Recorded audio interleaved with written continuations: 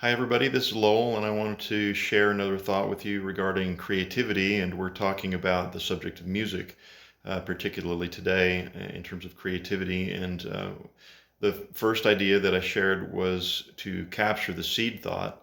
And then the second video that I shot was about the general concept of meditation and taking that seed thought and working it.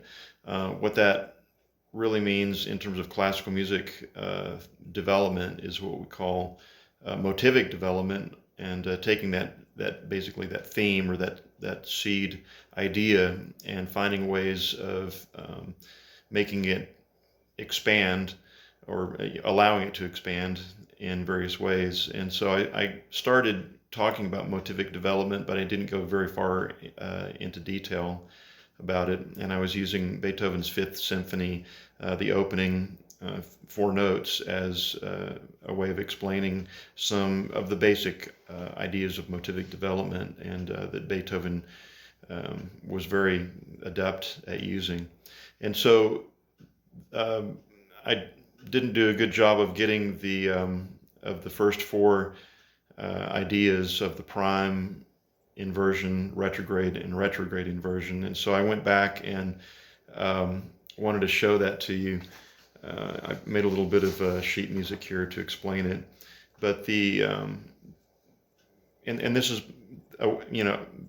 starting the process of showing you specifically what motivic development can look like.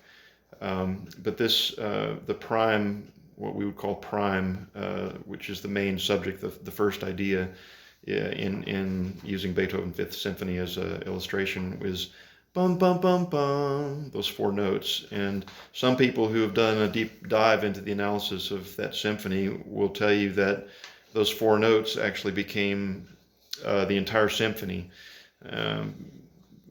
all four movements. But I can't prove that to you, but I've heard some people discuss that. So the prime, what we call, is what I just sang for you. The inversion of that are those taking those intervals and doing them upside down. And so an exact inversion of that would be, and here's the sheet if you want to stop and pause and think about some of these. But the exact inversion is bum bum bum bum. So bum bum bum bum, that's a major third.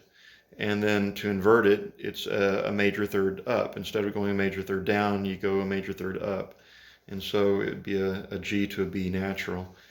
And then a retrograde would be taking the prime and reversing it, going backwards. And so it would be bum bum bum bum. So that's an exact retrograde. So notice how bum bum bum bum ends with a half note, but then to reverse it, we start with a half note and go to the eighth notes after it. So bum bum bum bum. And then the combination of an inversion and a retrograde would be to do this bum bum bum bum. So you're starting with the B natural half note, and then doing the exact rhythmic retrograde. So those are the four main ideas of thematic development. And notice it has to do with rhythm. It also has to do with intervals. And so, and I'm going to talk a little bit more about intervals here in a minute. But another way that you could take those four notes and extrapolate them into more motivic development would be what we call augmentation.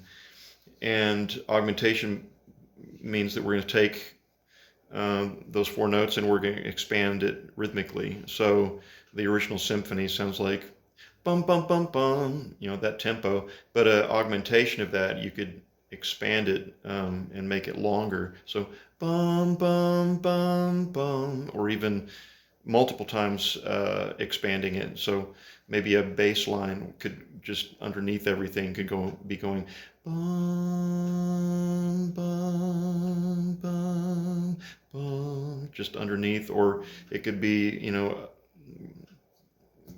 really fast, which is called diminution. And so, ba-da-da-da, and which you can hear that in Beethoven's symphony uh, later in that first opening phrase. Da-da-da-da-da-da-da-da-da-da. And then another thing you can do is called transposition. And so you take that first iteration, bum bum bum bum, but then let's say we put it up a step, or however many steps you want. I have in my version just uh, a whole step, a major second, and so that would sound like ba ba ba ba. So you could do all sorts of different versions of that. And then what if we took the idea of the major third, which is dun dun, that interval from the G to an E flat, and we did a little melodic jump from major thirds. And so it would be E flat to G, G to B flat to D sharp, and then it would sound like this. Bum, bum, bum, bum. So that would essentially, it's just an augmented triad. And maybe we stack those notes on top of each other to create a chord of those notes using major thirds. What about if we took the rhythmic idea, bup, bup, bup, bup, and so do that, several times. Da, da, da, da, da, da, da, da. And you'll notice that in Beethoven's Fifth Symphony, he does that a lot. And then what if we took that melodic pattern of the augmented third and added that to those the rhythmic idea? So da da da da da da da, or rather da da da da da da da da da da. Didn't sing it well, but bum bum bum bum. The augmented triad, essentially. And those are just a few ideas of how you can take just one simple idea and allow it to grow into other things. And you say, well, music is emotional, and why are we getting all analytical like this? In a theory class at Juilliard, there was a theory teacher who read something, I guess Brahms had been interviewed by someone, was asked the question, do you think about these things when you're writing? And his answer to that was that that he did think about it a little bit, but a lot of it was intuitive. And because when you start rolling the theme around in your imagination, a lot of these things just kind of jump out. And that actually happened to me waking up one morning, and I'm going to do a separate video on this, but and I told you sometimes I get these ideas or these kind of seed thoughts that are crazy ideas, or to me seem crazy at the time, and I just jot them down. But I got this one waking up one morning. And for some reason, it was around Christmas season, I had both Joy to the World and God Rest You Merry Gentlemen playing in my imagination at the same time. And don't ask me how that happened. I don't even know. But there was some correlation between the two melodies that my subconscious was picking up on. And so I wrote down those two melodies, and I started doing a deep dive into why my subconscious was putting them together somehow. And from that came an orchestral overture. I call it Christmas Fantasy Overture, but it basically became an extrapolation of those two melodies and why they fit together and merging them together. It's a little Charles Ives-ish. Charles Ives, I think, but I'll explain a little bit more about that later. But what I wanted to share today was about understanding intervals. Most of our pop music today is based on major scales, and major scales have 8 notes or 7 notes in them, and it wraps, the eighth is the same thing as the first. And so da da da da da da da da. And so in a major scale, there are half steps and whole steps. And so the half steps happen between 3 and 4 and between 7 and 8. And but then you have in modern classical music composition, or really just basic understanding of music composition, you have the chromatic scale, which the chromatic scale is all half steps. And so I wrote this out, kind of just drew it out. I don't know if you can see it. Maybe you can study this. But the chromatic scale is all half steps. And so intervals in a chromatic scale, in order to show or highlight all different intervals that we have, it's probably more easily explained on a keyboard. And so here's C, and then here's the octave. I think that's the octave. There it is. And so in a chromatic scale, or let me talk about a diatonic scale, which is also called the major scale. Major scale, we can just talk about it in C major. We count the notes. There's only 8 of them or 7 of them. So 1, 2, 3, 4, 5, 6, 7, 8. So da da da da da da da da. But in a chromatic scale, it's using all of the notes, and so we number the notes differently. So this is going to be number 1. So it's 1, 2, 3, 4, 5, 6, 7, 8, 9, 10, 11, 12, and then back to 1. So in a chromatic scale, you have 12 notes. And so I'm going to use the chromatic scale to talk about intervals, but so from 1 to 2 is a half step, and from 1 to 3 is a whole step. From 1 to 4 is a minor third. 1 to 5 is a major third. 1 to 6 is a perfect fourth. 1 to 7 is an augmented fourth or a diminished fifth. 1 to 8 is a perfect fifth. 1 to 9 is a minor sixth. 1 to 10 is a major sixth. 1 to 11 is a minor seventh, and 1 to 11 or 1 to 12 rather is a major seventh. So you have all these different intervals that are possible. And so if you have what ends up happening with modern composition in terms of motivic development, is that you can have a pattern using all 12 notes. And I just drew out a pattern. This is called a matrix, where you'll end up having a 12 by 12 matrix of that group of notes.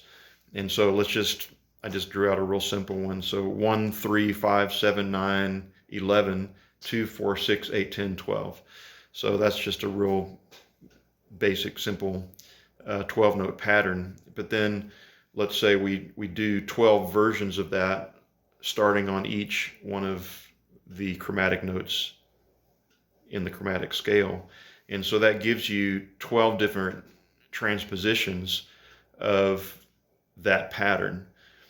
And so what you can do when you're looking at that matrix is you can find what we started talking about, the prime version, which is that first iteration of the melody, those 12 notes. And then you can do the retrograde, which is doing it backwards. And so, doing that, you could find backwards of that, and then you can find the retrograde. You can find the inversion of that, and which is you can use the same matrix to find the inversion, and then you can find the retrograde inversion of it, and all the different transpositions of the original prime. And so that's how essentially the concept of motivic development that Bach really maximized. And then everybody that studied Bach on down the line. Mozart did a lot of this. Really, Beethoven maximized it in his generation, and then Brahms also just really honed in on using these techniques. But it went on into the early part of the 20th century to become what we now know as serialism, or atonal music, of which they used this serialist matrix, which I just showed you. That's taking the concept of the prime, the retrograde, the inversion, and the retrograde inversion, those four things, and really maximizing it. Serialists actually started experimenting with taking other musical elements such as dynamics and other musical things.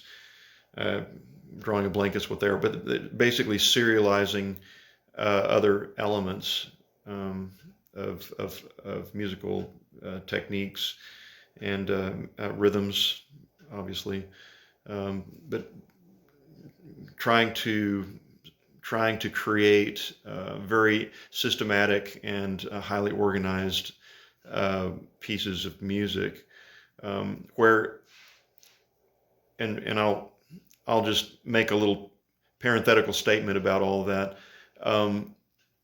That kind of music became very, very technical and not very, in my opinion, pleasant to listen to. I'm sorry, I'm a modern classical composer, and I know that a lot of modern classical composers would just shake their head at me and get mad at this point that I'm not going along, on the serialist train. In my opinion, where I like all the organization that serialism provides, where we got off the track was due to equal temperament. Is that serialism basically outgrew equal temperament, and I believe that there's a way to use serialism in a combination with the overtone series that will cause congruity with tonality. Serialism basically lost all tonality. As a matter of fact, Schoenberg's first terminology of this new system that he came up with was pantonal. In other words, each note was its own tonal center, and that went along with the philosophy of that day, of I guess you would call it humanism, or that there's no God, atheistic. There's no overarching higher relationship that we can have. It's just every one of us have our own identity, and we can do whatever we want. Secular humanism may be the terminology for that. So I disagree with that philosophy of life, and I disagree with that philosophy in music. I believe that there is such a thing as congruity harmonically, and ultimately the entire universe functions on the premise of harmony and of frequency relationships. So that's not to say that a lot of the creativity that happened in serialism in terms of musical organization wasn't good. I think that the ideas were sound, but they were stuck because they were using an archaic tuning system, and that threw everything into a conflict, because equal temperament caused serialism to not sound harmonically congruent. So I'm advocating for using new tuning systems based upon the overtone series, where a lot of these ideas can, I believe, function successfully. So that's a long, drawn-out discussion about intervals, but I wanted to establish that before I went on into the next video, which I show my own meanderings of what I did, putting together these two Christmas melodies in a way that is unique, and everything grew out of an understanding of the intervallic and some rhythmic patterns of those two Christmas melodies.